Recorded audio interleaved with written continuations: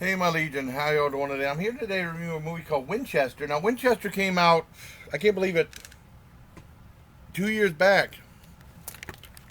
I was always curious to see it.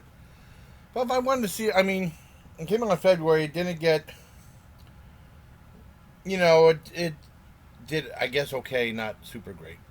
The critics weren't too fond of it, like Chris Stuckman and Jeremy Johns weren't too fond of it. I was always fascinated to see it because I'm fascinated with the Winchester House, based on actual events. The House of Mystery and Madness, I guess.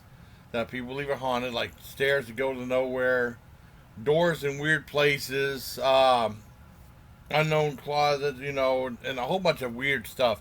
And she kept adding on to it. The lady of the house kept adding on to it. And about this guy, it's period piece 1905 or something like that. And the Winchester Company said, she owned 51% of stock, and it was his decision to see if she was of sound mind to still be in charge of the Winchester company. It's all business. When it comes down to it, it's all business.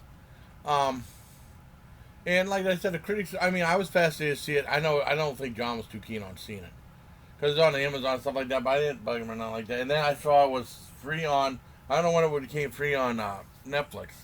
Well, it became on Netflix. It's not free on Netflix and free. But it was shown on Netflix. You didn't have to pay a rental price for it. That's what I meant. And I saw it. I talked to Matt Spoofer.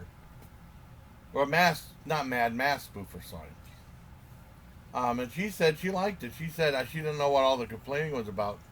And she said the problems that were in it were forgivable. Like I said, well, the problem, I think some of the horror movie storyline itself, well, the jump scares were worthless. They didn't work at all. And then, it wasn't scary, but most horror films aren't scary. But the jump scares were just weak.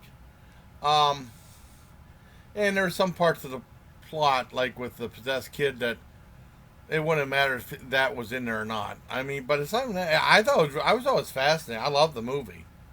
She said it was so good that the mistakes could be forgiven, and I did forgive it. Not a perfect film, but I enjoyed it. It's PG-13, no, very little blood, a little bit of yagginess, not much. I give it 8.5 out of 10. I really enjoyed it. I think my dad would like it, but like I said, the jump scares were throwaway.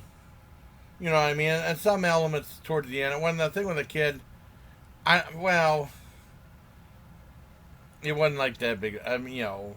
If they did without it, it wouldn't have hurt the movie any. But I liked the movie. 8.5 out of 10. So I hope you like this review of Winchester. Um, it's for you, the mass spoofer. Dedicated you because you said you liked it. Now, I was telling her about movies like Gun in the House, obscure films. They're both this is both on Netflix, and then Vengeance in Mind. What I thought was called Vengeance in Mind, but it's called Sunday in the Country, which is a very strange thing of that Ernest Borgnine movie with Michael J. Pollard. I even think he tried to save his farm from bank robbers or something like that. Where the Gun in the House is about Sally Struthers, the TV movie Sally Struthers, where she's trying to see whether she should get a gun for home protection, and that's pretty scary though, really. So I hope you like this review. Everybody, till next time, please take care, my Legion.